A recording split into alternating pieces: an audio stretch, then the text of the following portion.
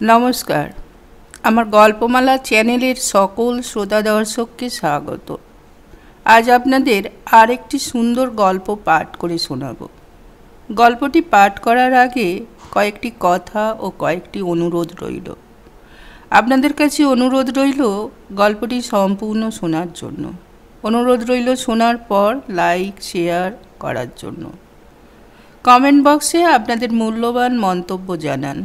আপনাদের মূল্যবান মতামত আমাকে নতুন নতুন গল্প পাঠে অনুপ্রাণিত করবে।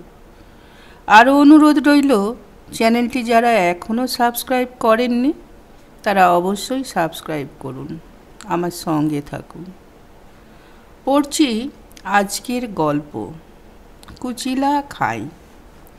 দুটি অচেনা অজানা নারী পুরুষ প্রকৃতির কোলে এসে দুজন দুজনের মধ্যে নির্ভরতা খোঁজা ও বন্ধুত্ব গড়ে ওঠার গল্প।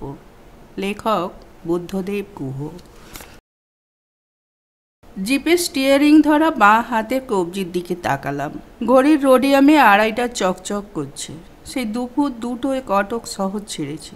তারপর মহানদী আর বিরূপার অ্যানিকাট পেরিয়ে ঢেনকানালের ওপর দিয়ে এসে হিন্দল পেরিয়ে অঙ্গুলে এসে পৌঁছেছি। সেখানে খাওয়া দাওয়া সেরে আবার রওনা হয়ে পূর্ণাকোটের মোড়ে এসে বাঁয়ে ঘুরেছি। তারপরও চলছি পাহাড়ে জঙ্গলে চড়াই উদরায়ে। পথের রাঙা ধুলোয় গা মাথা সব একাকার হয়ে গেছে। জার্কিনের জলপাই রংটার ওপর ধুলোর আস্তরণ এমনভাবে পড়েছে যে ড্যাশবোর্ডের মৃদু আলোয় রংটাকে খয়েরি বলে মনে হচ্ছে। জিপের হেডলাইটে দেখলাম সামনেই একটা শালের খুঁটির গায়ে সাদা এক ফালি তক্তার ওপর কালোতে লেখা টুলকা ফরেস্ট রেস্ট হাউস। একটি প্রায় সমকৌণিক বাঁকে চাকাগুলো আপত্তি জানিয়ে কিচকিচ করে উঠল। ঢুকে পড়লাম টুলকার বাংলোর হাতায়।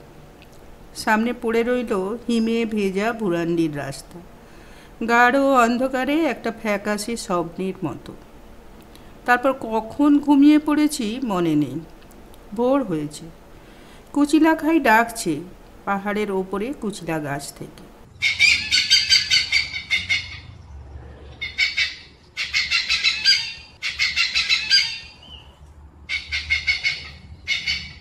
দিল ঘুমটার 12টা বাজিয়ে। এমন অসভ্য অভদ্র পাখি ভারতবর্ষের পাহাড় জঙ্গলে আর দুটি নেই। অন্য অনেক পাখির ডাকে বটে, তবে তাদের ডাক এমন শ্রুতিকটু কিংবা অপ্রয়োজনীয় নয়। কোডরার বাচ্চা যেমন বিনা কারণে লাফায়, এরা তেমনি বিনা কারণে ডাকে। সব সময় খাই খাই করছে, আর বিরাট বিরাট ডানা আর বিশ্বলোভী ঠোঁট দিয়ে যা পাচ্ছে তাই ঠোকরাচ্ছে। এমন লম্ফঝম্পমান পাখির তেলে বাত সারবে না তো বাত সারবে কিসে? ভেবেছিলাম অনেকক্ষণ ঘুমোবো, হলো না তা। জানালা দিয়ে ডিসেম্বরের সুনীল আকাশ দেখা যাচ্ছে। এমন আশাবাদী আকাশ বহু দিন দেখিনি। ঝকঝকে রোদ্দুর হাওয়ায় উড়ছে ছুটি ছুটি ছুটি। কম্বলটা সরিয়ে উঠে বসলাম চৌপাতে। উঠে বসতেই দেখলাম বাংলোর পাশের ফাঁকা জায়গাটাতে কুয়োতলার কাছে কাপড় শুকোনোর দড়িতে কি একটা গোলাপি পদার্থ ঝুলছে। চোখ কজলে ভালো করে দেখলাম। প্রথমে বিশ্বাস হলো না। ভাবলাম কাল রাতের নেশা কাটেনি, কিন্তু আবার ভালো করে চাইতেই ইচ্ছা না করলেও পদার্থটির উপস্থিতি বিশ্বাস করতে হলো। একটা গোলাপি রঙা লাইলন প্যান্টি। এই নিবিড় জঙ্গলে হাতি বাইসন বাঘ অধ্যুষিত পাহাড়ে এ কোন মেম সাহেব যে এই ভেঙে পড়া ছুঁচোয় ভরা বাংলোয় এসে রয়েছে? ঘরের বাইরে যেতে সাহসে কুলোলো না। ঘর থেকেই হাঁক দিলাম, চৌকিদার। কইন্তু আজ্ঞা বলে চৌকিদার এসে দাঁড়ালো। সে আমাকে আগেও দেখেছে অনেকবার। আঙুল দিয়ে রমণী বাসটি দেখাতেই সে কাছে এসে বলল, ছিন্তিয়া মেম্বর সাহেব, কাল রাত্রির আইলা আর মর্তে কহিলা 7 দিন রহিব। মনে মনে ভাবলাম জালালে দেখছি। কোথায় একটু নিরিবিলি খেয়াল খুশি মতো দিন কাটাবো না কোত্থেকে ছিন্তিয়া মেম্বর সাহেব এসে জুটল। হাত মুখ ধুয়ে জামা কাপড় পরে বারান্দায় আসতেই দেখলাম বারান্দার সামনের ঝাঁকড়া চেরি গাছটার পাশে, যেখানে অসম্ভব উদার একরাশ রোদ আর এক ঝাঁক ছাতার পাখি লুটোপুটি করছে। ঠিক সেইখানটিতে বেতের চেয়ার পেতে একটি বিদেশি মেয়ে বসে আছে, বাংলোর সামনের পাহাড়টার দিকে চেয়ে। পাহাড়টি বলতে গেলে একেবারে বাংলোর গেটের গা ঘেঁষে উঠেছে। অনেকগুলো কুচিলা খাই হক্ক হক্ক করছে, কুচিলা গাছগুলোতে পাখা ঝাপটাচ্ছে, উঠছে বসছে। এক কথায় এই সুন্দর শান্ত শীতের সকালে সবটুকু সৌকুমার্যই ওদের কদর্য সশব্দতায় চিরে ফালা ফালা করে দিচ্ছে। মেয়েটি কুচিলা খাইগুলোকে দেখছিল, এক দৃষ্টে চেয়েছিল। আমি অনেকক্ষণ চুপ করে দাঁড়িয়ে তাকে দেখলাম। ছিনতিয়া মেম সাহেবকে দেখে নাস্তিকের মতিভ্রম হলো। এমন স্নিগ্ধ শান্ত সমাহিত সৌন্দর্য আগে আমি আর দেখিনি। মেম সাহেবের যে এমন বাঙালি মেয়ের কমনীয়তা থাকতে পারে আমার ধারণার বাইরে ছিল। একটি কচি কলাপাতা রঙের গরম পোশাকে সে বসেছিল, পায়ের ওপর পা দিয়ে। তার গিবা হেলানের মনোরম ভঙ্গি, তার বসার ভদ্র ভাব, তার আত্মময়তা সমস্ত মিলে মিশিয়ে আমার একটি চমক লাগলো। এই সুস্বাতা সুগন্ধি বিদেশি মেয়েটি প্রকৃতির অন্য অনেক সুন্দরী ফুলের মতো এখানে এই টুলকার জঙ্গলে আমার চোখকে তৃপ্ত করবে বলে কাল রাতেও ভাবতে পারিনি। ভাবলাম ওকে ডোন্ট কেয়ার করে বন্দুক কাঁধে বেরিয়ে পড়ি, আজকের খাওয়ার সংস্থান করতে হবে। এই ভেবে সিঁড়ি দিয়ে নেমে চেরি গাছটাকে বাঁয়ে ফেলে হনহনিয়ে এগিয়ে গেলাম। কিন্তু মেম সাহেব পেছন থেকেই সুপ্রভাত জানালো। অতএব ভদ্রতার খাতিরে ফিরতে হলো।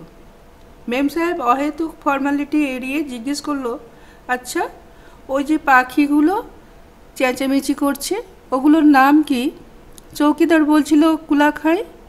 আমি হেসে বললাম, কুলাখাই নয়, কুচিলা খাই। বাংলায় আমরা বলি ধনেশ পাখি, ইংরেজি নাম দ্য গ্রেট ইন্ডিয়ান হর্নবিল। মেম সাহেব খুলে বলল, দে আর এ নইসেন্স টু দিস সিনিয়রিটি। তক্ষুনি বেরোনো হলো না। ওখানে বসে আর একবার কফি খাওয়া হলো।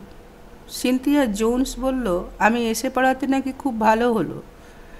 এক ধরনের বিশেষ লতা সম্বন্ধে গবেষণা করছে ও।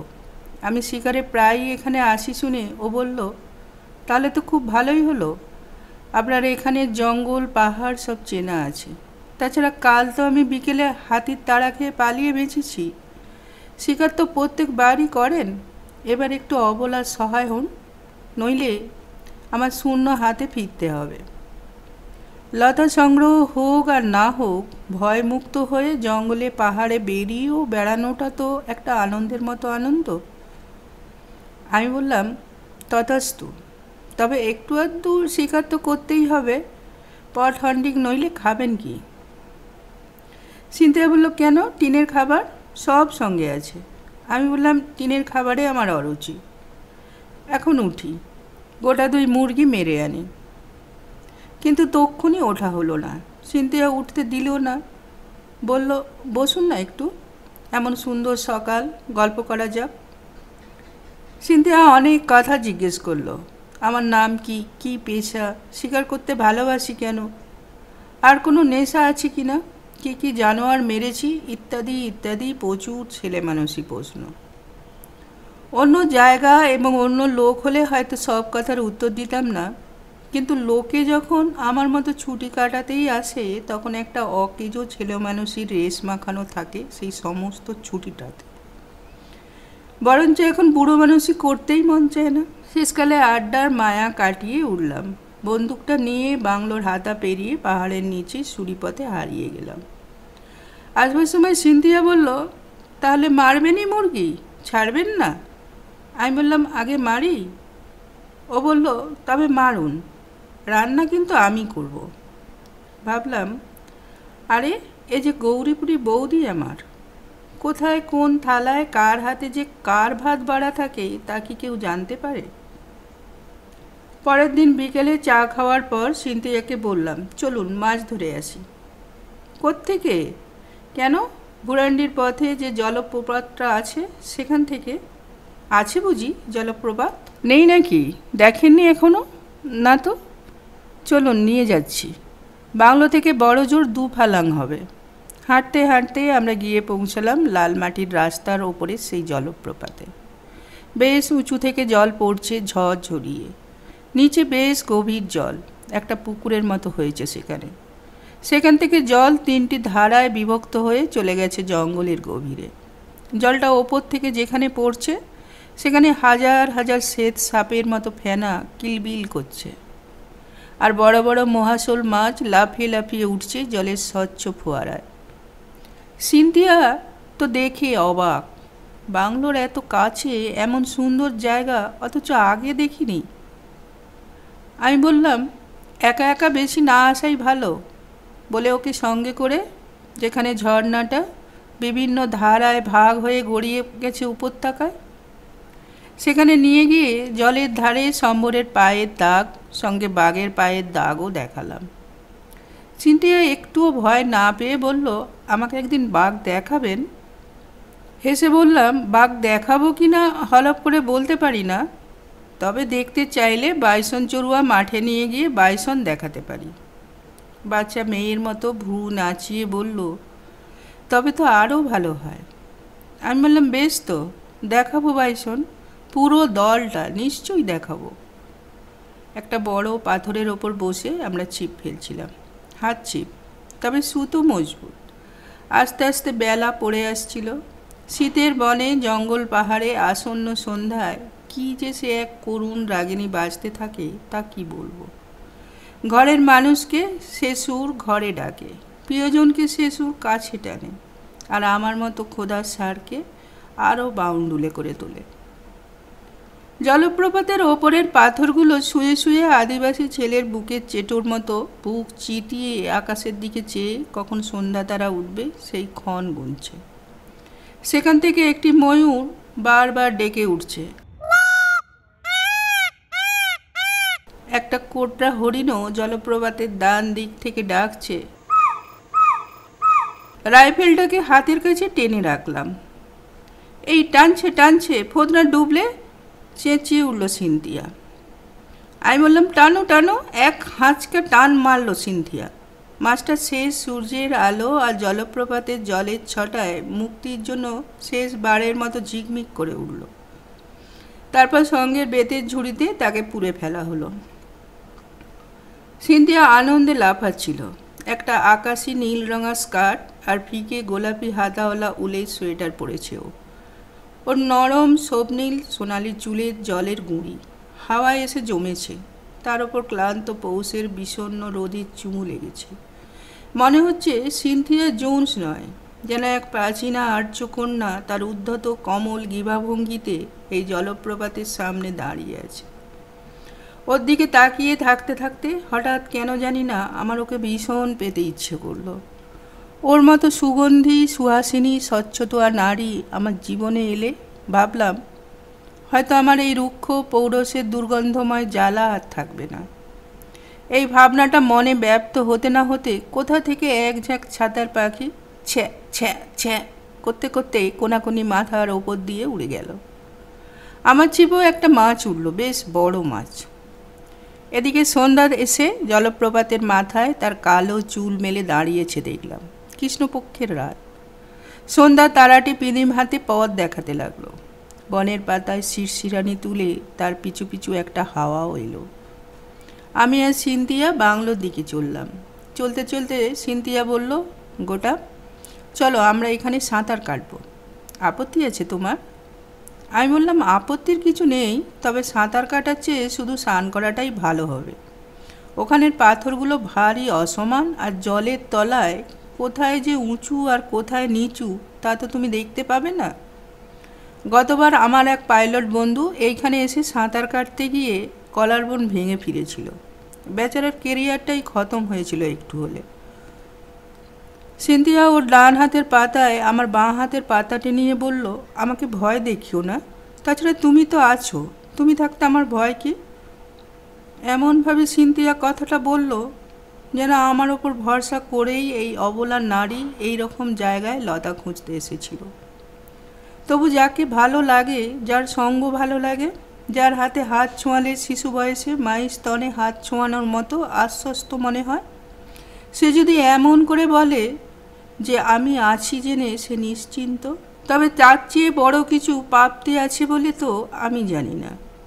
যাকে ভালো লাগে কিংবা যাকে ভালোবাসি তার সবটুকু বিশ্বাস যদি আমার ওপর ন্যস্ত হয়, তাহলে আমি তার জন্যে কী না করতে পারি, হয়তো প্রাণও দিতে পারি। তাছাড়া একটা প্রাণের জন্ম তো একটা জৈব দুর্ঘটনা বই নয়, কিন্তু ভালোবাসা তো দুর্ঘটনা নয়। সে যে এক স্বেচ্ছারোপিত ব্যথার ফুল, যার অবব্যয় নেই, তবু নড়লে চড়লে সে ঝুমঝুমিয়ে বাজে। সিনথিয়াকে দেখে যে আমার ভারতীয় বলে মনে হয়েছিল তার কারণ ছিল, ওর মা ভারতীয়, বাবা ইতালীয়। পরে অবশ্য বিচ্ছেদ হয়ে গেছিল দুজনের। তার বেশি কথা ওর সম্বন্ধে জানতে পারিনি এবং জানতে চাইও নি।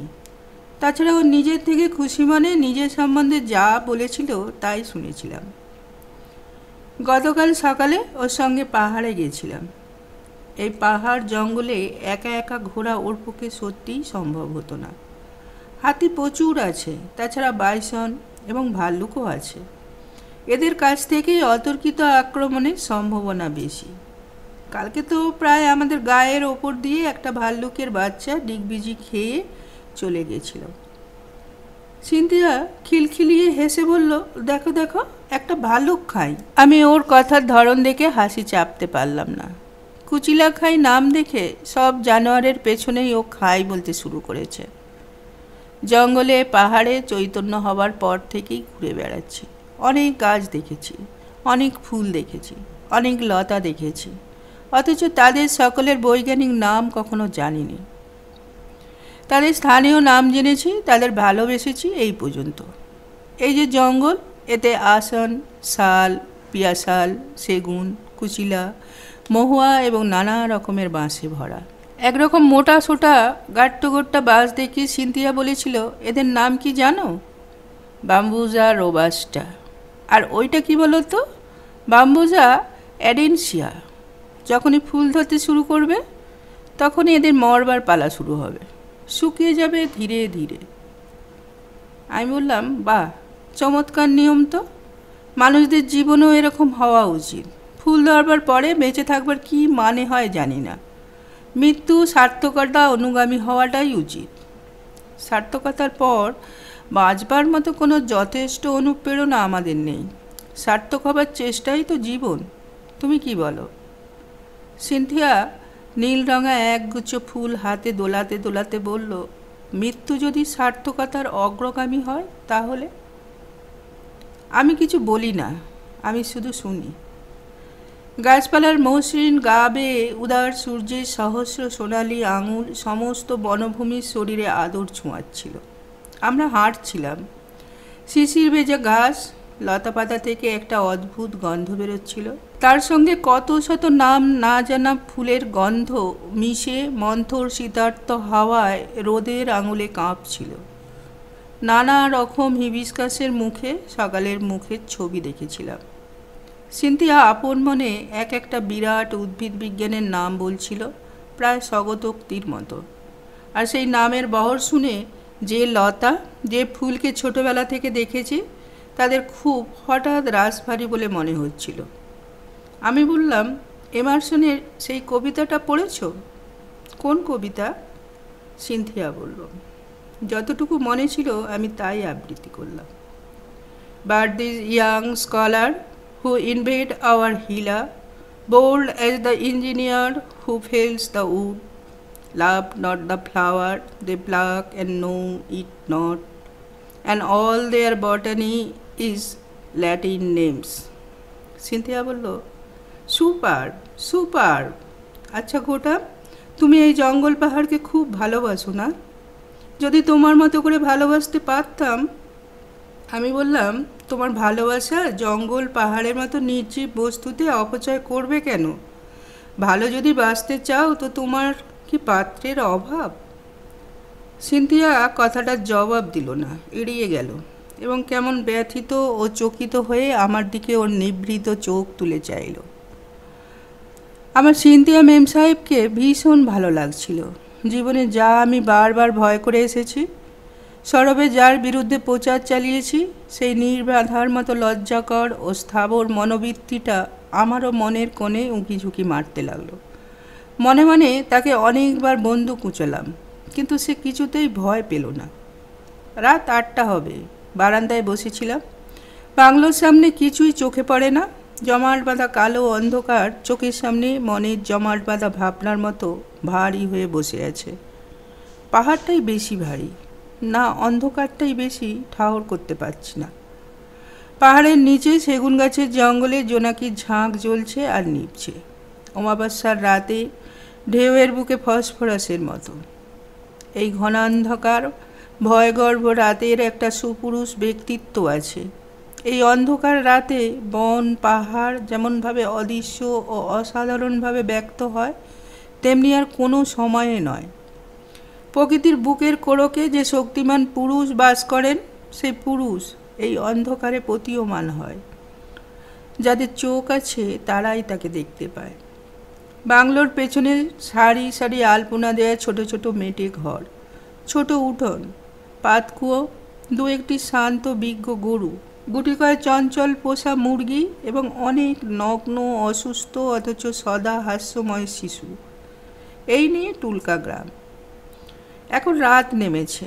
কালো রঙের তুলির আঁচড়ে সব মুছে গেছে, নিস্পন্দ হয়ে রয়েছে।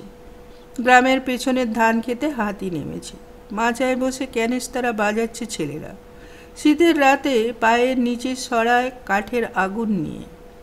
শালকাঠের মশাল করে তাতে আগুন জ্বেলে আন্দোলিত করছে। হাতির দল বিহং করতে করতে আবার পাহাড়ে ফিরে যাচ্ছে। সিন্ধিয়া চৌকিদারের হাতে বাসনপত্র দিয়ে বাবুর্চিখানা থেকে বারান্দায় এসে উঠল। বলল, শিগগির এসো, সব ঠান্ডা হয়ে গেল। নড়বড়ে কাঠের টেবিলে খাবার সাজিয়ে কম্পমান লণ্ঠনের আলোয় আমরা উল্টো দিকে চেয়ারে বসে আমার জঙ্গলের প্রেমিকা বলল, খাও গোটাম, শুরু করো। মসুরির ডালের স্যুপ, ফ্রায়েড রাইস এবং মুরগির রোস্ট। এই জঙ্গলে রোজ রোজ এমন খাবার খাবো, আর শুধু তাই নয়, এমনভাবে খাবো কে ভেবেছিল। খেতে খেতে আমি বললাম, তুমি আমার অভ্যেস খারাপ করে দিচ্ছ। আর 4 দিন পরে যে চলে যাবে, তখন কি খাবো? সিন্ধিয়া বলল, কেন? এবেলা খিচুড়ি, ওবেলা খিচুড়ি, তাছাড়া তোমার ঘোড়া মার্কার রাম তো আছেই। তোমার মতো লোক মানুষ না হয়ে ঘোড়া হয়ে জন্মালেই পারত, বলে খিলখিলিয়ে হেসে উঠল। তারপরে গম্ভীর এবং নিচু গলায় আমাকে প্রায় ফিসফিসিয়ে বলল, তুমি খুব মজার ছেলে, তোমার মধ্যে খুব প্রাণ আছে। যে মেয়ে তোমাকে বিয়ে করবে সে খুব সুখী হবে। মুরগির ঠ্যাং চিবোতে চিবোতে বললাম, দেখো, এই জ্ঞানের ভয়ে লোকালয় ছেড়ে থাকি। জঙ্গলেও যদি জ্ঞান দাও তো পালাবার জায়গা দেখি না। সিন্ধিয়া বলল, আমি ঠাট্টা করছি না, যা বলছি তা সত্যি কিনা দেখো। ভাবলাম, এও তো আর এক জ্বালা। যাকে মনে মনে ভালো লাগতে আরম্ভ করেছে, যাকে পেয়সী বলে ভেবে আকাশকুসুম কল্পনা করছি, সে হঠাৎ পিসিমা বনে উপদেশ দিতে আরম্ভ করলো। পড়াশোনাটা করলে কি করে কথা গুছিয়ে বলতে হয় তা লিখতে পারতাম। একে তো কাউকে আমার আদপে কিছু বলবারই থাকে না। যদি বা বলার মতো কোনো কথা জমেই, তাও মনে মনে হাঁড়ির মধ্যে খিচুড়ির মতো টকবক করে, তা বলা হয় না। আমি কিছু বললাম না, উত্তরে চুপ করেই রইলাম, কারণ আমি জানতাম বলার সময় এখনও আসেনি। জীবনে একটা ভীষণ রকম প্রয়োজনীয় কথা বলার জন্য একটু মানসিক প্রস্তুতি প্রয়োজন, অন্তত আমার পক্ষে। আমরা চুপচাপ খাচ্ছিলাম। সিন্ধিয়া চামচে করে একটু একটু ফ্রায়েড রাইস আলতো করে মুখে তুলছিল, তারপর নিঃশব্দে চিবোচ্ছিল। ওর হাঁটায়, কথা বলায়, চোখের চাউনিতে, এমনকি খাওয়াতেও এমন একটা শান্ত শ্রী, এমন একটা সহজিয়া রেশ আছে যে ওকে দেখে আমার মনে হতো ওর জীবনে বোধ হয় কোনো দিন ওকে নিজের ইচ্ছার বিরুদ্ধে চলতে হয়নি।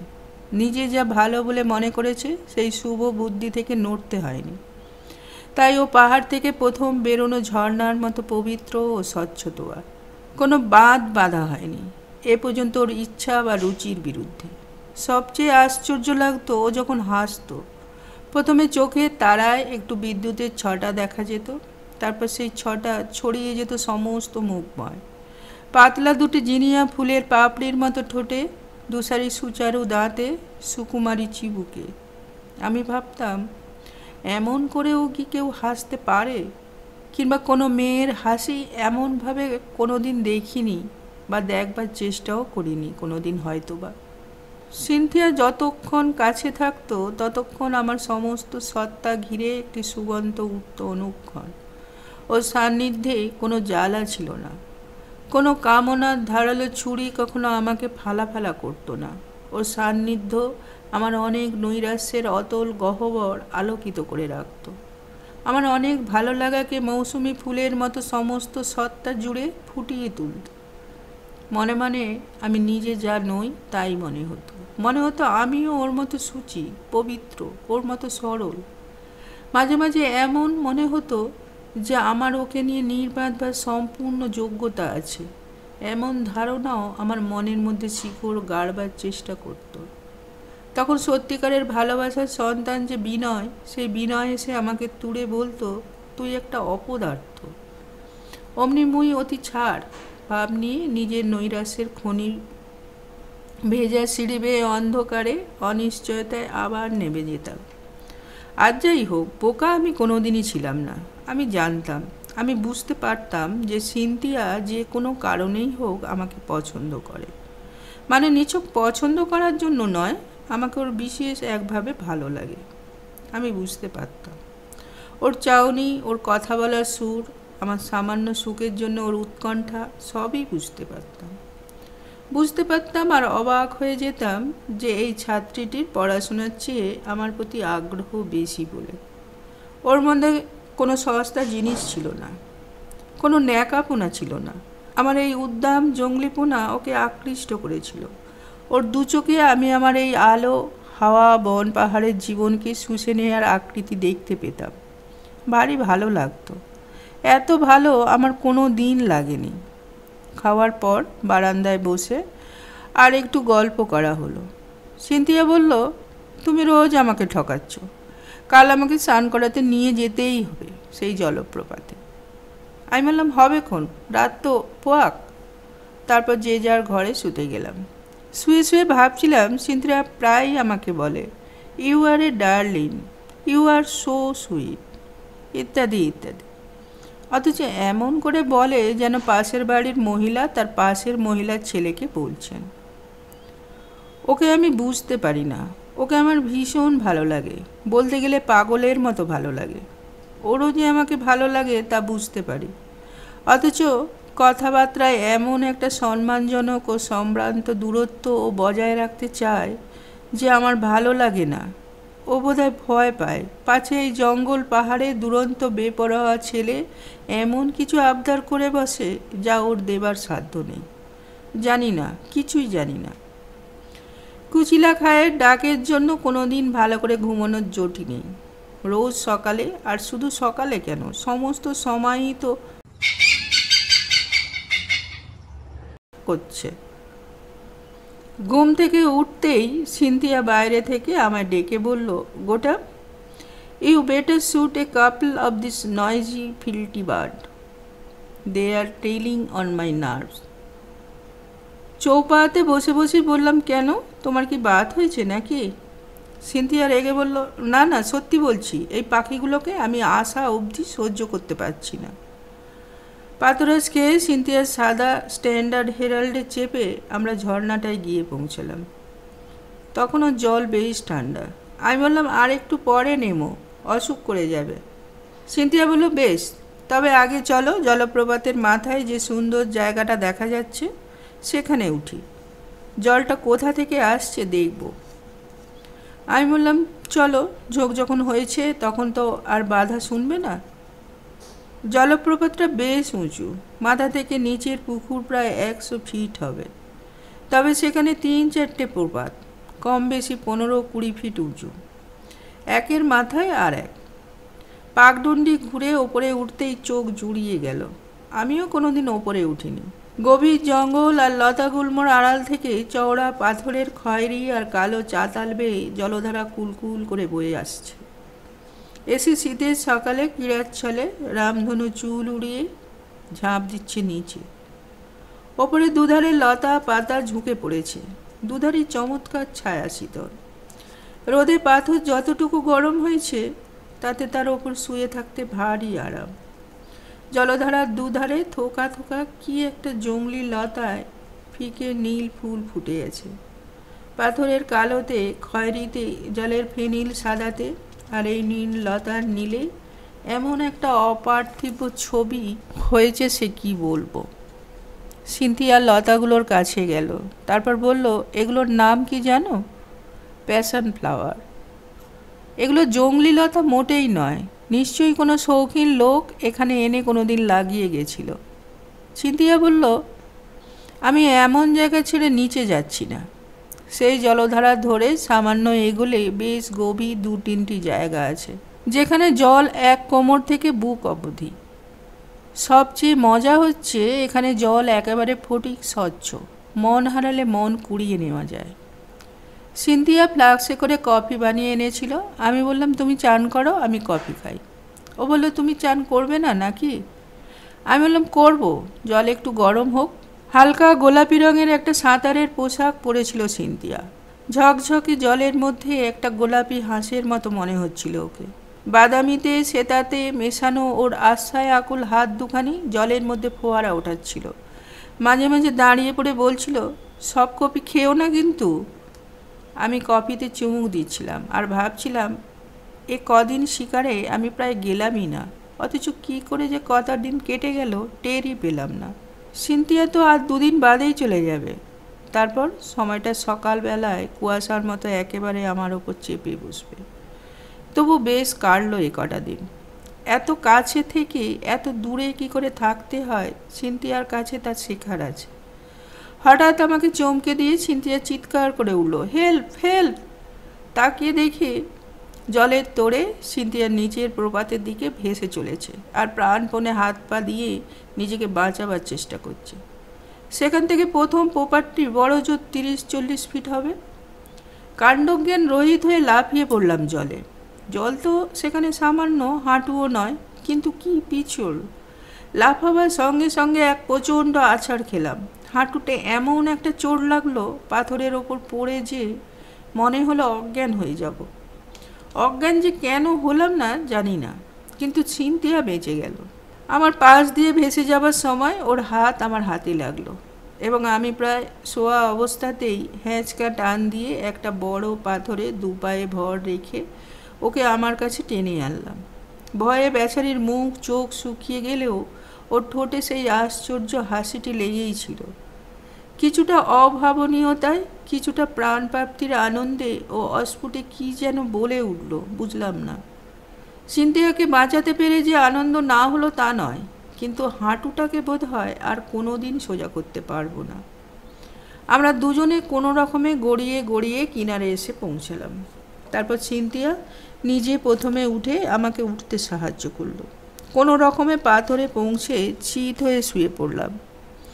হাঁটুটার মাংস একেবারে থেঁতলে গেছিল, তার ওপর রক্ত চোঁয়াতে শুরু করেছিল।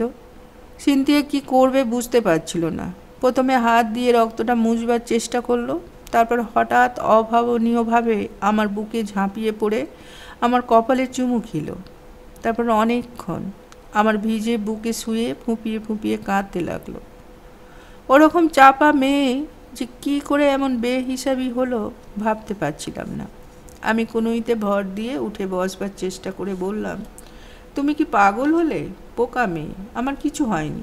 সিনথিয়া তবু শুনল না। আমার পাশে অসহায়ের মতো বসে আমার দিকে চেয়ে থাকলো। সোনালি চুলে মোড়া ওর জল ভেজা সেতা গিবার দিকে তাকিয়ে একটি রাজহাঁসের কথা আমার মনে হলো, যাকে আমি গুলি করেছিলাম। তারপর বাঁচাবার চেষ্টা করেছিলাম, কিন্তু বাঁচাতে পারিনি। ভোর হয়েছে অনেকক্ষণ। সকালের চা খাওয়া হয়ে গেছে। বারান্দার ইজি চেয়ারে বসে আছি, হাঁটুতে ব্যান্ডেজ বাঁধা। লোকজন জোগাড় করে বাঁশ দিয়ে স্ট্রেচার বানিয়ে সিনথিয়া ঝর্নার ওপর থেকে আমাকে কাল নামিয়ে নিয়ে এসেছিল। নিজে গাড়ি চালিয়ে পূর্ণাকোট থেকে ডাক্তার এনেছিল। ডাক্তার ব্যান্ডেজ করে দিয়ে গেছেন আর বলেছেন যে হাড় ভাঙেনি, তবে বিশ্রামের প্রয়োজন। সমস্ত বন পাহাড় রোদে ঝলমল করছে। বারান্দার থামগুলোর ছাওয়ার সঙ্গে রোদটা কাটাকুটি খেলছে। সিনথিয়া বাংলোর সামনে নুড়ি বিছানো ড্রাইভে পায়চারি করছে। প্রথম যেদিন আমরা ঝর্ণায় যাই মাছ ধরতে, সেদিনকার সেই পোশাকটি পরেছে সিনথিয়া। ফিকে নীল স্কার্ট হাত ফিকে গোলাপি সোয়েটার। সিনথিয়াকে দেখছি চুপ করে বসে। যেতে আসতে চোকাচোকি হলেই ও চোখ নামিয়ে নিচ্ছে। কি যেন ভাবছে ও, বোধহয় কালকের কথা, বোধহয় ভেবে লজ্জা পাচ্ছে। আমিও ভাবছি ওকে 2-1 দিনের মধ্যেই বলবো সেই কথাটা, বুলবুলি পাখির সঙ্গে বাসা বাঁধার কথা। এমন সময় দুটো কুচিলা খাই পাখি পাহাড় থেকে উড়ে এসে চেরি গাছটার ডালে বসে কুৎসিত গলায় ডাকতে লাগলো। সিনথিয়া যেন ভূত দেখার মতো চমকে উঠল। পাখি দুটো প্রকাণ্ড ঠোঁট দুটো দিয়ে ডালে ঘষতে লাগলো আর বিরাট বিরাট ডানা দুটো ঝাপটাতে লাগলো। সিনথিয়া দৌড়ে আমার ঘরে ঢুকে শর্টগানটা নিয়ে এসে বলল, মারো তো গোটা, মারো তো।